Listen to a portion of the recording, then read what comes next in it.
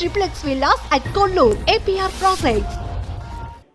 మీ అమ్మగారు మీ అక్క చెల్లెళ్ళకి ఇచ్చిన సలహా ఏంటి?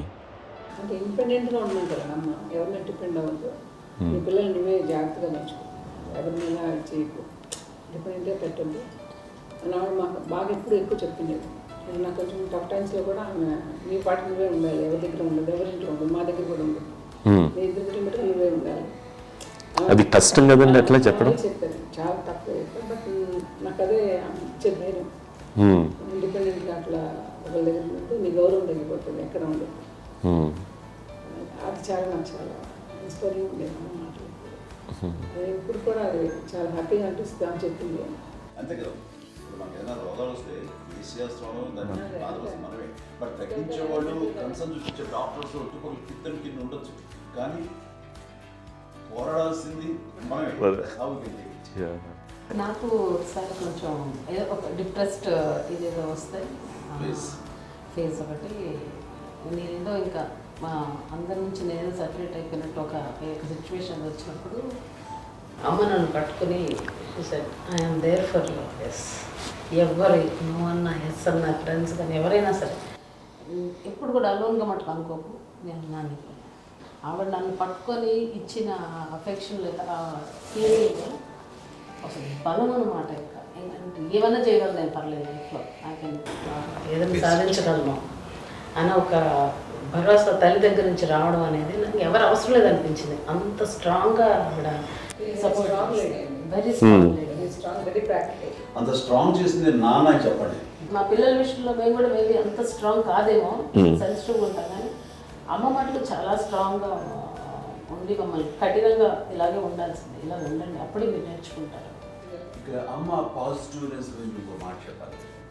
అంటే తన బిడ్డలకే కాదు, ఈ రోజున మా రెండో పాప శ్రీజ కూడా తనకి లైఫ్ చిన్న చిన్న డిస్టర్బెన్స్ వచ్చింది. ఆ టైంలో కూడా తను ఏముందంటే అప్పుడు నాన్నమ్మ దగ్గరికి వెళ్ళాను, తను ఇచ్చిన భరోసా, తను ఇచ్చిన మాట వెళ్ళలేని ధైర్యం వచ్చింది నాతో. నాన్నమ్మ దగ్గర ఎప్పుడు కూర్చోస్తాడు అవన్నీ పాజిటివ్ ఫీలింగ్ వస్తుందని నాతో షేర్ చేసుకుంటాను.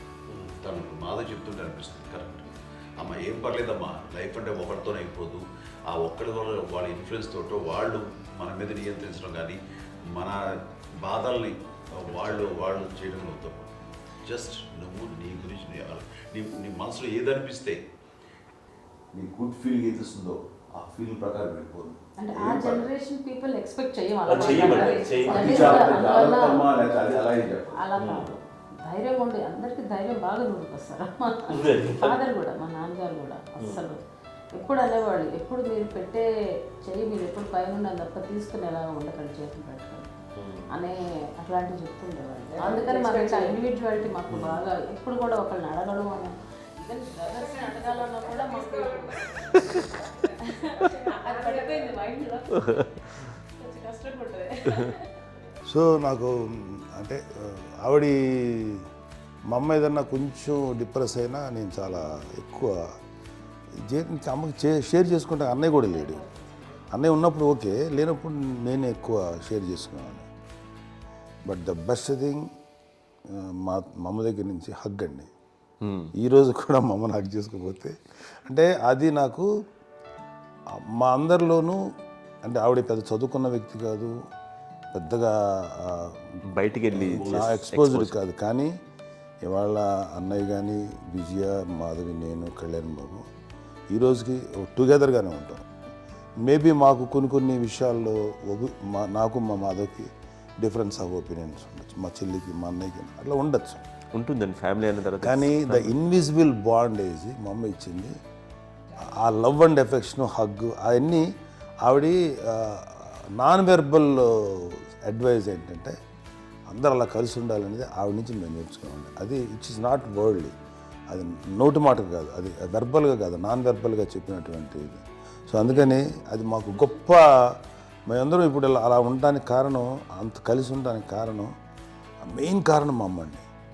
అది సో అందరూ ఉండాలనేది మా అమ్మ అడ్వైస్. ఇప్పుడు కూడా నేను ఎప్పుడైనా ఏదైనా ఫీల్ అయినా, అన్నయ్య ఫీల్ అయినా, లేదు నాన్న అట్లా వదుకు, ఇట్లా ఉండండి, ఇట్లా ఉండి ఇప్పటికీ చెప్తుంది. మేము ఎవరైనా ఎప్పుడైనా మా చెల్లితో గొడవపడ్డా అనుకోండి, నేను అట్లా అనకరా అని, ఎట్లాగా అన్న ఏమో లేదులేమ్మా, ఏదో అన్నాను కానీ ఫీల్ అవ్వకమ్మా, మేమందరం కలిసి ఆవిడని అసలు టెన్షన్ పెట్టవండి మేము.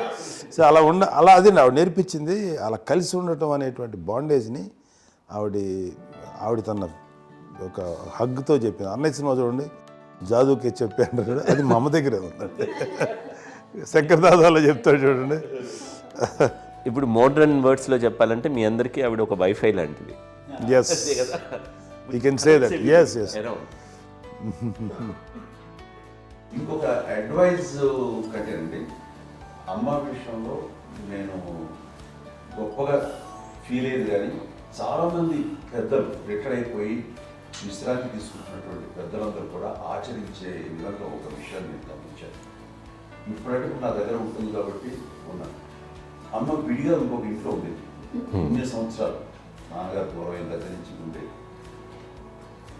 5 సంవత్సరాలు ఒంటరిగా ఉండి నన్ను బిడ్డలందరూ ఎవరు మానవ వెళ్ళిపోయారు, నేను ఒంటరి అయిపోయాను అన్న ఫీలింగ్ అమ్మకు ఎప్పుడు ఉండేది కాదు. తర్వాత బిడ్డలు ఆయా వాళ్ళ టైం బట్టి వచ్చి చూసుకుంటే సరిపోతుంది. అది వారమా, నెలక, 2 నెలక, అసలు ఒకసారి రాలేని పరిస్థితిలో ఉంటుంది. 5-6 నెలల పాటు ఇదే ఊళ్ళో ఉండి పక్క వీధుల్లో ఉండి ఎవరి పనులు వాళ్ళు బిజీగా ఉండి, ఎవరి షూటింగ్ వాళ్ళు బిజీగా ఉండి, ఎవరి ప్రొఫెషన్లో వాళ్ళు బిజీగా ఉండి, ఎవరి ప్రొఫెషన్లో వాళ్ళు బిజీగా ఉండి, తన సంసారం తను బిజీగా ఉంటాను. ఒకసారి అమ్మ ఏమి ఫీల్ అయ్యేది, ఏంటమ్మా రావట్లేదు, అసలు పట్టించుకోవట్లేదు ఏంటి అంటే, అంతేలేమ్మా అని ఇలాంటి నిరసన మాటలు కానీ, ఈసరింపు మాటలు కానీ, లేకపోతే న్యూనతాభావం కానీ ఇలాంటివి ఎప్పుడు అమ్మకు లేవండి. వచ్చారు అబ్బాయి ఏం చేసి పెట్టడా చెప్పండి అంటూ చాలా పాజిటివ్ ఉంది.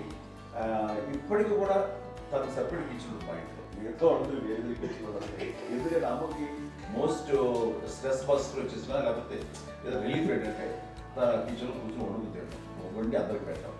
ఇప్పటికీ కళ్యాణ్ బాబు అక్కడక్కడ తిరిగేసి ఎక్కడెక్కడో చేసి నిరసన చేసి అన్ని రకాలుగా చేసి వస్తే అమ్మకి చాలా జాలి.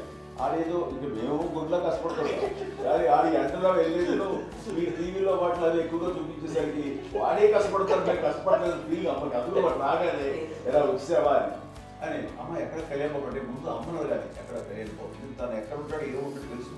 అది తెలిసిన తర్వాత ఎక్కడ తను వాడికి ఇష్టమైన బిర్యానీ అవి చేసి చక్కగా పంపించి అన్నీ చేస్తుంది. అట్లాగా బిడ్డలకి పెట్టడమే తప్ప బిడ్డల నుంచి ఈ వయసులో ఎక్స్పెక్ట్ చేయడం లేకపోగా కొంచెం పట్టించుకోవట్లేదు అనే ఒక న్యూనత భావంలోకి వెళ్ళిపోయి సైకలాజికల్ డిప్రెస్ అయ్యే మదర్ మాత్రం కాదు. ఆ రకంగా మాకందరికీ భరోసా. మేము కూడా పెద్ద అయినా బిడ్డలు వాళ్ళ ప్రవృత్తి ఉద్యోగ రీత్యా వాళ్ళ వృత్తి రీత్యా వాళ్ళు దూరం అయిపోయి మనల్ని చాలా కమ్యూనికేషన్ గ్యాప్ వచ్చినా సరే బిడ్డలు నాకు దూరం అయిపోయి పట్టించుకోవట్లేదు. ఇలాగే చూసావా వెళ్ళి ఎంత ఇదిగా వదిలేవాళ్ళు గురించి ఇప్పుడు ఏమైపోయానో అని ఇంత కించెం బాధపడలేదు వాళ్ళకి అంటూ నెగిటివ్ సైడ్ ఆలోచించే విధానం లేనే లేదు. అది మా అందరికి ఎంత కంఫర్టబుల్ అంటే అంత అయితే కాదు. ఎందుకోకపోతే మాధవ చూసుకుని మాధవ లేకపోతే నాగబాబు వెళ్తుంటాడు కడియడం వల్ల మా విజయ్ చూసుకుంటున్నది సరే, నాకు కళ్యాణ్ బాబు తను చూసుకుంటుంటాడు, ఇలా ఎవరో కూడా వెళ్తూ ఉంటాం. అమ్మ మాత్రం అది వెరీ గుడ్ హెల్దీ. నేను చాలా మంది తల్లిదండ్రులు చూశాను, అవును, వాళ్ళు చాలా ఇబ్బంది పడుతూ ఉంటారు. పట్టించుకోవట్లేదు, మేము అర్థం చేసుకోగలము కానీ వాళ్ళు వస్తే బాగుంటుంది కదా అనేది ఉంటుంది. ఫీల్ అవుతారు, అవును. అలాంటి ఫీలింగ్ ఏం లేదు. పైగా బిడ్డలు వస్తే వాళ్ళకి ఏం చేసి పెట్టాలా అనే ఆలోచన. అది వెరీ హెల్దీ. చాలా మంది ఆచరించాల్సిన ఒక విషయం.